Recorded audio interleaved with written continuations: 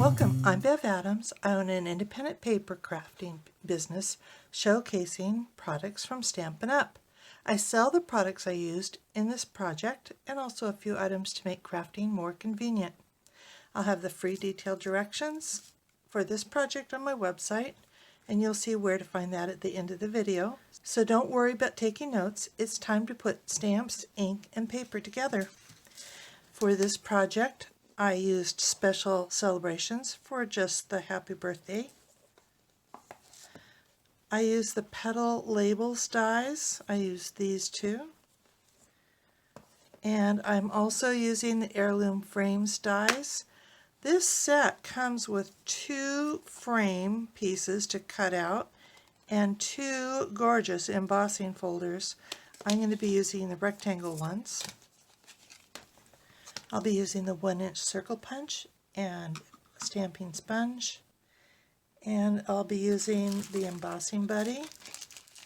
My inks are Mary Merlot and Rococo Rose, and I'm also going to be using the Rococo Rose Stampin' Right marker. My cardstock is Mary Merlot and Rococo Rose, and I'm going to be using some of this gorgeous pressed petals specialty designer series paper. This is a little bit thinner, and so you get more sheets of it. I love all of these designs. We've got florals on this side and kind of more subtle backgrounds. And I'm going to be using this script and this with the dried roses on burlap. I will also be using these pressed petal specialty washi tape. These have individual petals all cut out and colored for you that you can put together. I will also be using some of these Perennial Essence floral centers and just about 4 1/4 inches of this 1/2 inch gathered ribbon that's Rococo Rose. I'm making this card for a swap for OnStage, so I'm going to be making quite a few of them, and you'll see how I do multiples as I work. I did notice that there was a large space here, and so for a couple of special people I made a box that slides right in, and I have included those directions on the back here. My card base is 4 1/4 by 10 1/2. I'm preparing lots, so I'm doing them all at the same time. So I'm first cutting off that 1/2 inch. And I don't know if you saw that I'm using this side of the measuring. Then I'm moving it over to the 1/2 inch on this side and scoring. So my scores are at 1/2 inch, 1 3/4 inch, 3 3/4 inch,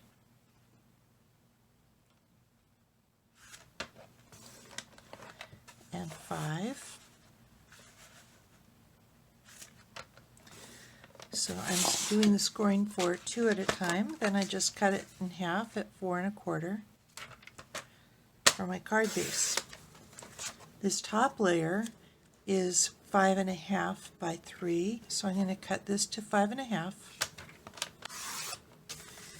And I want 2 of them, so I'm going to cut this at 6. So that this can be a big scrap. Turning it back with the 5 1/2 inches across the top, I'm going to score it at 1/2 inch and turn it around and score it at 1 3/4 inch.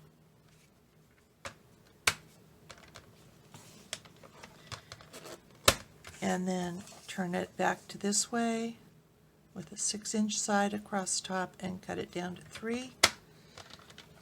And now I have 2 of those. And I'm still getting used to this new trimmer. I need to remember that you can cut 2 pieces at a time, so I can cut that 1/2 inch piece, and then when it comes time to cut the long way, I can cut 2 at a time there too.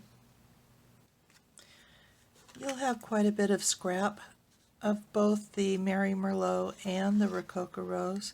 And so you're going to cut a 1-inch circle to use for making the roses.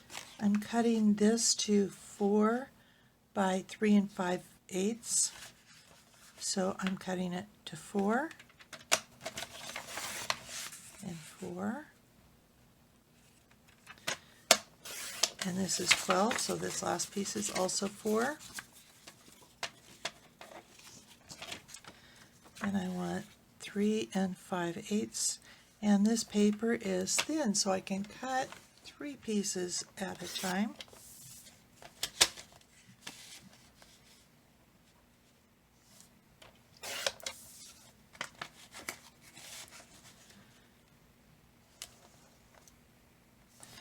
And that gives me 9 pieces out of a sheet of 12 by 12 paper. And then I need some strips that are 4 by 1 3/4. Then I'm using this design with the roses on the burlap, and this will need to be 2.5 inches wide.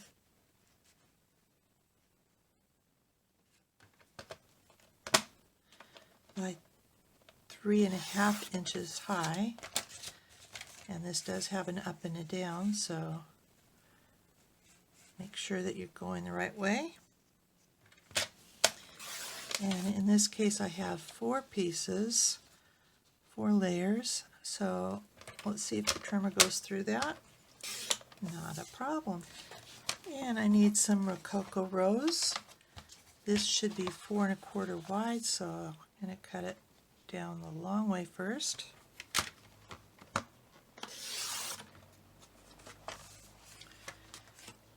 By 3 1/4.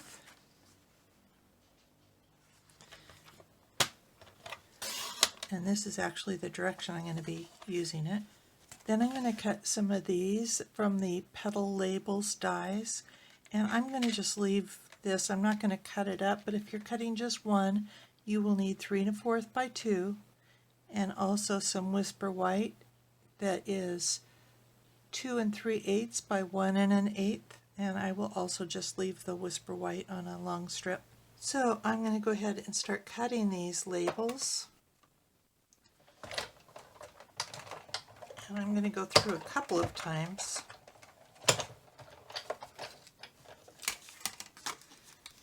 I am using the precision base plate.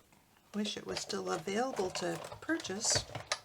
Hope it comes back with the new cutter.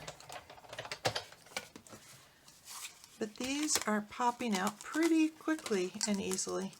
So there'll be a little bit of poking, not bad. If you need to do any poking, and I do, you can layer them up 2 by 2, just make them exactly the same place.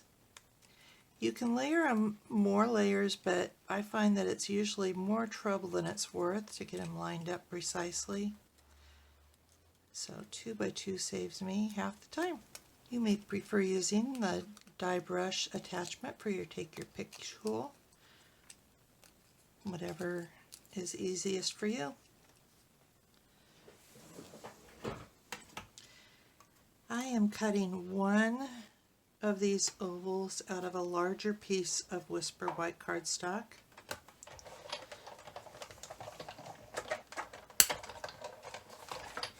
And I will keep this for when I'm stamping. I'm going to use the Stamparatus, so this will be my spacer. Then with these 3 1/4 by 4 1/4 pieces of Rococo Rose, I'm going to be cutting out these frames. And they're just a tiny bit larger.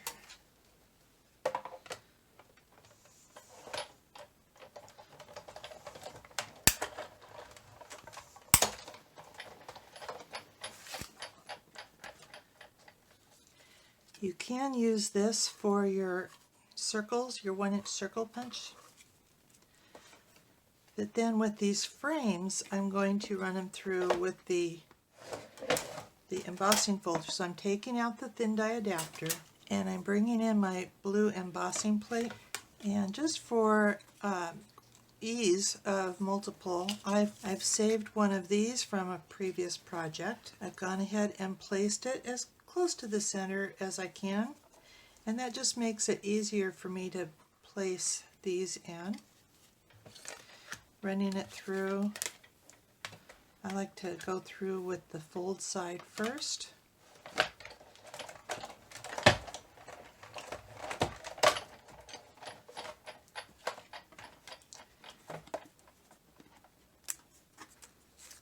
And I got these gorgeous frames. Isn't it beautiful? And I think I'm ready to do my stamping. I have Happy Birthday from Special Celebrations.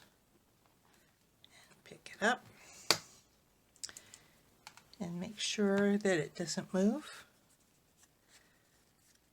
And then I'll place those ovals right here. See if there's any room. It looks like I can just get a magnet just up at this top section right here. Just barely room. And I'm using Mary Merlot ink, and I'm sliding a stamp case underneath. It makes inking a lot easier. And if I place that correct, it should be perfect. And the Take Your Pick tool sure does a nice job of pulling those out of the place.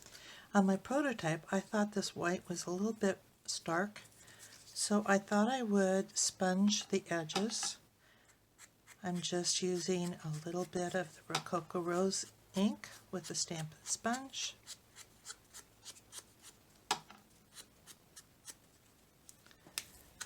And then I'm using the Stampin' Right marker in Rococo Rose, and I'm spattering it just a little bit. I'm putting the tip of the brush inside and just kind of flicking it out.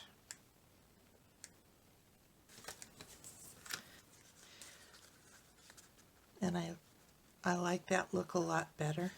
Got most of my pieces ready. I need to get ready to put my flower together. So I'm going to take one of those 1-inch circles and this gorgeous washi tape. I think it was called the Pressed Petals washi tape.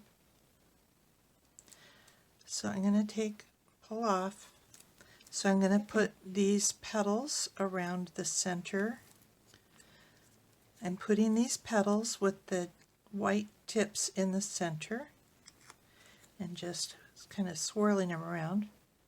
The last one I'm kind of tucking under so that they are a pretty evenly spaced set of petals. And then I'm using the embossing buddy on the back because I want to dust over the adhesive so that the petal tips stick up. Then I can put one of these perennial essence centers over the center, and isn't that just gorgeous? Okay, here's how they go together. You're going to crease all of these as a mountain fold. And I think they need to have the sharpened crease with the bone folder. And these pieces are also mountain fold.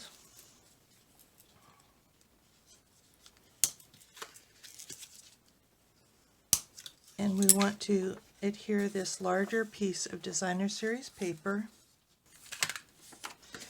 to the top portion here. Make sure that the font is right side up. The 4 by 1 3/4 panel on this larger 2-inch panel. The ribbon to go right in front of here.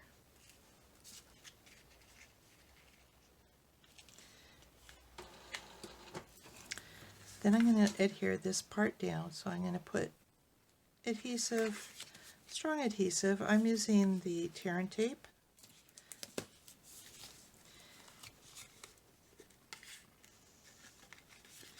And if you just fold it in half there, it will be perfectly formed.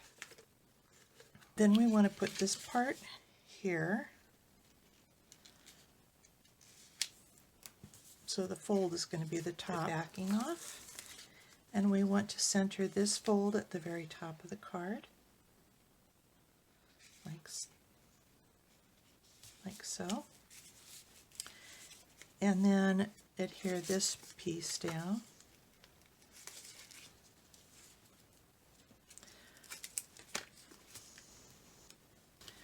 I had originally planned this to be 5 3/4 inch, but I cut it down to 5 1/2 just to save myself some paper. This frame will actually go a little bit beyond here, and we'll put that on with dimensionals. Plenty of dimensionals. And I want to have that at the very top of this, at the fold.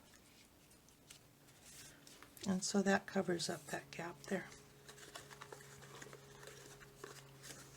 And we're putting this on with dimensionals. Lots of dimensionals on this project.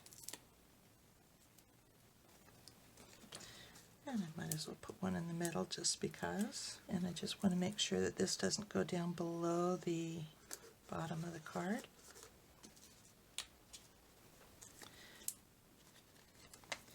And this fits right in to the stitching. I didn't use dimensionals on my prototype. Yeah, I don't think I need dimensionals. So this one is adhesive of your choice. I'm putting this off to the left side a little bit, and that's it. Isn't that gorgeous? And it does fit in a medium envelope. Lots of room on the back for you to sign it. Here is the web address for this project, where you'll find the free detailed directions and links for the products I used. Just click the links and you'll be taken to my online store at Stampin Up. Under Shop, I have tips for online shopping, frequent shopping rewards, and products I offer to help you stay organized.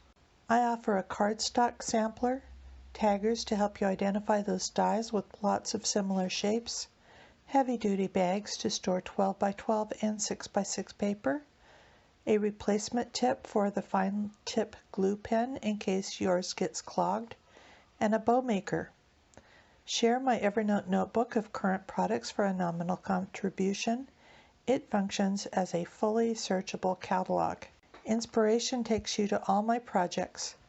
If you're new to stamping, you might want to look at the basics. You'll find how to cut card bases and layers, what's special about Stampin' Up stamps, and some of my favorite tools. Under Organization, you'll find catalog tabs, labels and case inserts, a practically free stamp pad storage solution, a basic toolkit, as well as a compact desktop toolbox, and lots of color charts. You can take a tour of my craft wall. More organization means more time for crafting. Come stamp with me here in Ventura County, California, or get the best deal of all and join my team of crafters. The team is called SIP Together, and it stands for Stamps, Ink, and Paper Together. The team is made of crafters who want to save money on the products they buy, share with a few friends, or grow a business like mine. Be sure to subscribe to my website and on YouTube. I'd love to hear your comments. Thank you for joining me. Talk to you soon. Bye.